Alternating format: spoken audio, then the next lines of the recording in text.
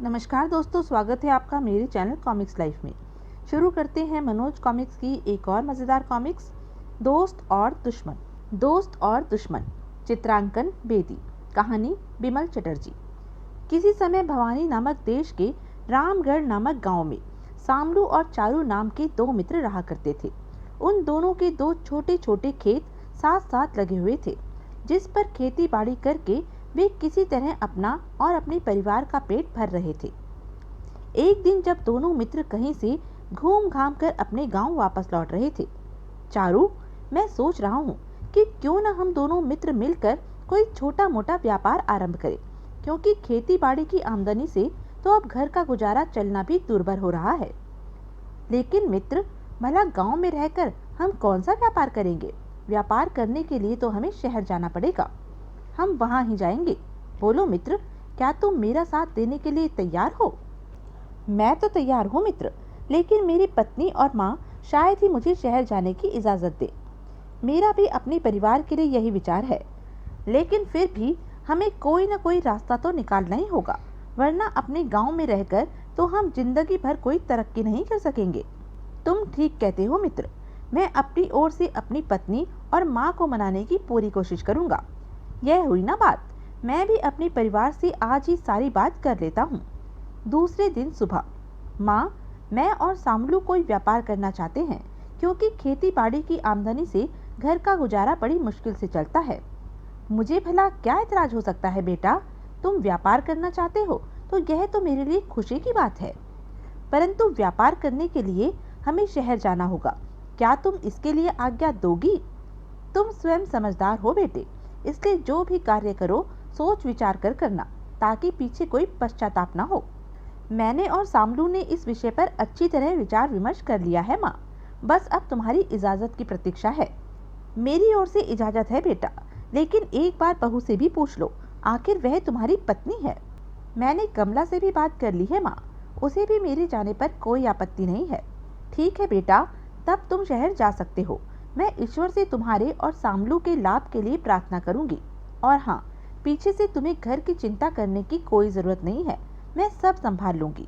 बस तुम जो भी काम करो मेहनत और मन लगाकर करना तथा ईमानदारी से करना। मैं तुम्हारी बात हमेशा याद रखूंगा माँ। चारू की तरह सामलू को भी अपने परिवार से शहर जाने की अनुमति मिल गई और दोनों अगले दिन ही नगद पूंजी लेकर व्यापार करने के लिए शहर की ओर चल पड़े। एक सप्ताह के सफर के पश्चात दोनों मित्र अपने देश के एक सुंदर एवं भव्य शहर में पहुंचे। चारू भाई, मुझे तो यह नगर बहुत धनी मालूम पड़ता है। हाँ भाई, और आशा है हमारा व्यापार यहाँ चल निकलेगा। चारू और सामलू ने एक साधारण सी सराय में शरण ली और शहर में घूम घूम कर यह तय करने की कोशिश करने लगे कि वे किस चीज का व्यापार आरंभ करें। और चारू तथा सामलू ने कुछ ही दिनों में रेशम के पुराने कपड़े बेचने और खरीदने की दो दुकानें खोल ली। ईश्वर की कृपा से दोनों मित्रों की दुकानें खूब चल निकली और कुछ ही माह में दोनों ने नए कपड़े बेचने का धंधा भी शुरू कर लिया। चारू अपनी दुकान पर आने वाले ग्राहकों से बहुत ही सम्मानित ढंग से बोलता था। महाशय, मूल्य की आप चिंता न कीजिए, इस हाट में सबसे कम दाम में इससे अच्छा कपड़ा कहीं और नहीं मिलेगा। अरे भाई, मैं जानता हूँ, इसीलिए तो तुम्हारी दुकान के अलावा कहीं और नहीं जाता। इधर सामलू पर भी लक्ष्मी मेहरबान हो रही थी। ये लीजिए 500 रुपये और 5 थान दे दीजिए। अवश्य महाशय, बस थोड़ी देर विराजिए। लेकिन कहते हैं ना, जब कम समझ मनुष्य के पास जरूरत से ज्यादा धन आ जाता है तो उससे धन संभाले नहीं समझता और वह फिजूल खर्ची के साथ साथ ऐबों में भी फंस जाता है। यही हाल सामलू का भी हुआ। वह चारू से छिप छिप कर न केवल शराब पीने लगा, बल्कि हर शाम वह चारू से कोई न कोई बहाना कर सराय से बाहर निकल जाता था। एक दिन, मित्र चारू, मैं एक व्यापारी से मिलने जा रहा हूँ, हो सकता है लौटने में मुझे देर हो जाए, अतः तुम खाना खाकर सो जाना।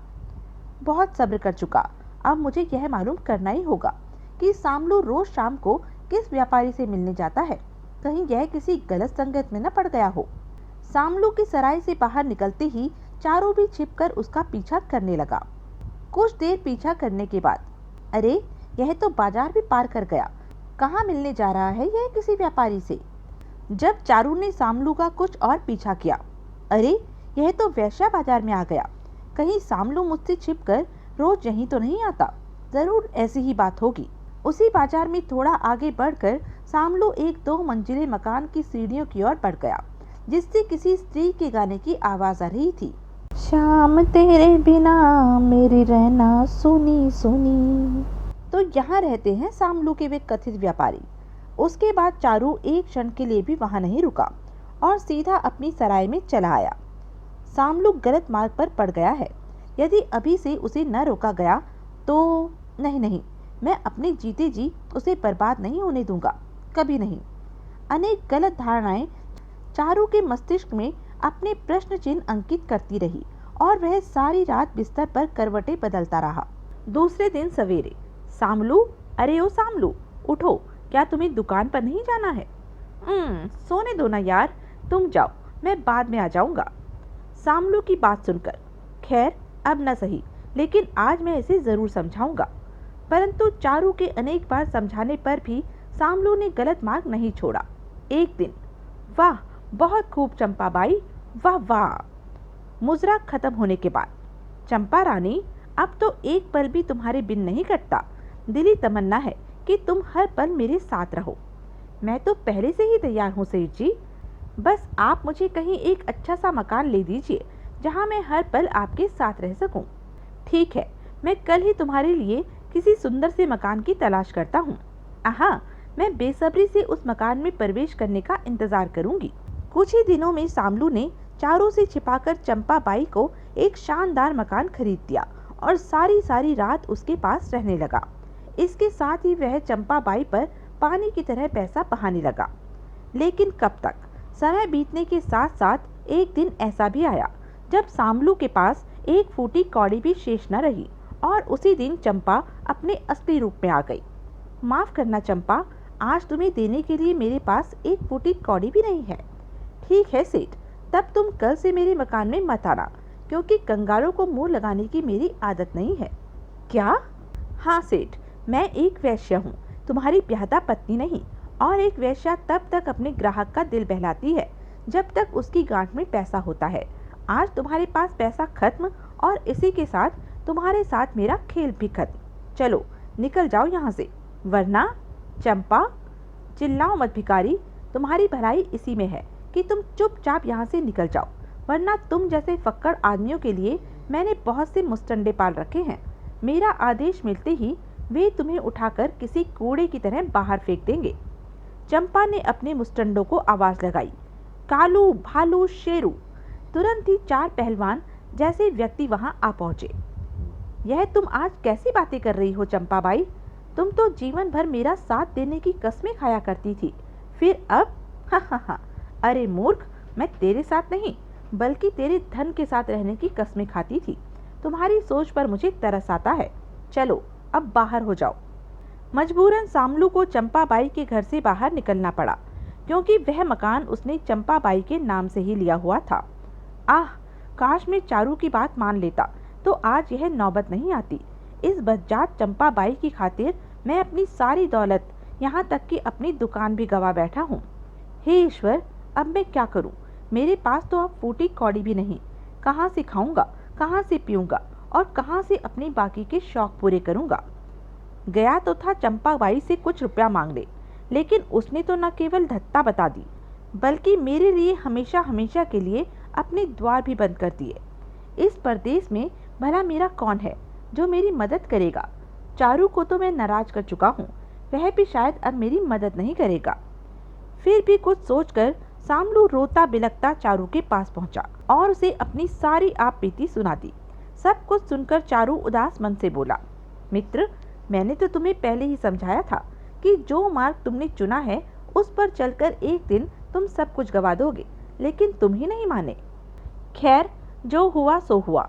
एक मित्र होने के नाते मैं तुम्हारी मदद अवश्य करूंगा। लो, यह 100 रुपये रख लो और इससे कोई छोटा मोटा काम धंधा करके अपने आप को फिर से कुछ बनाने की कोशिश करो। यदि तुम्हें बीच में काम धंधे के लिए कुछ रुपए पैसों की और ज़रूरत पड़े तो मांग लेना, लेकिन मेरे भाई, मेरे दोस्त, मेरी तुमसे एक ही विनती है कि इन रुपयों को तुम फिर से बर्बाद मत कर बैठना, वरना मुझे बहुत दुख होगा। सामलू तुरंत चारू के गले लग गया। आहा, तुम कितने अच्छे, कितने दयालु और कितने महान हो मित्र। मैं तुम्हारा यह उपकार कभी नहीं भूलूंगा। अरे बस बस मेरे भाई, मेरी इतनी प्रशंसा करके मुझे शर्मिंदा मत करो। मित्रता के नाते तो यह मेरा कर्तव्य हो जाता है कि मैं तुम्हारी मदद करूं।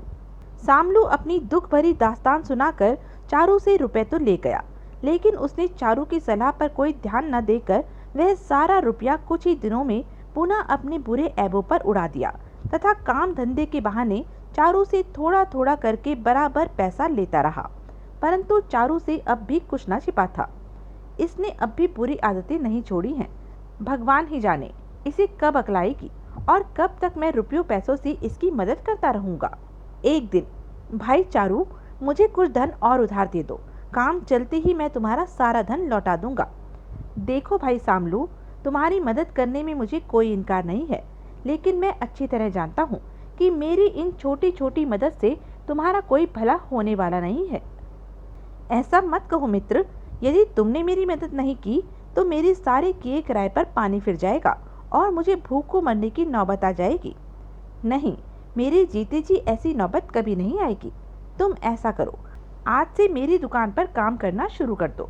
तुम्हारे खाने पीने का सारा खर्चा मैं उठाऊंगा और तुम्हें जोड़ने के लिए तनख्वाह भी दूंगा। क्या सच?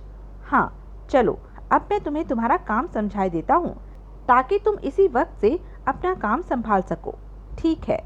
चारू ने सामलू को उसका काम समझा दिया और सामलू उस दिन से उसी की दुकान पर काम करने लगा। ईश्वर का शुक्र है कि यह मेरी बात मान गया। अब यह कम से कम अपने परिवार के लिए वेतन तो जोड़ सकेगा।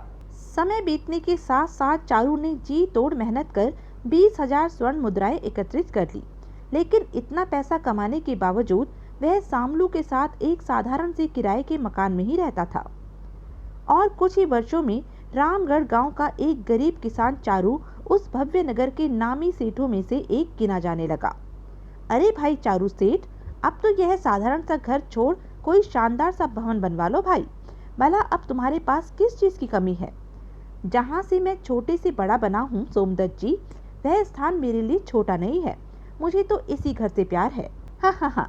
अरे भाई, साफ क्यों नहीं कहते कि तुम अव्वल दर्जे के कंजूस धनी हो। मित्र सोमदत्त, मैं इस नगर में सैकड़ों मील दूर से पैसा कमाने आया हूँ, ऐशो आराम करने नहीं। मैंने जो धन कमाया है उससे अपने बच्चों का भविष्य बनाऊंगा तथा अपनी माँ और पत्नी को सुख से रखूंगा। पास ही बैठे सामलू को चारों की बातें शूल की भांति चुभ रही थी।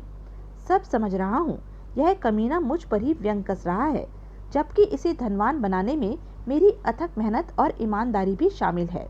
समझूंगा इस कमीने से वक्त आने पर। तो यह थी अब तक की कहानी। आगे की कहानी जानने के लिए बने रहें मेरे साथ। और हाँ, मेरे चैनल को लाइक, शेयर और सब्सक्राइब करना ना भूलें। धन्यवाद।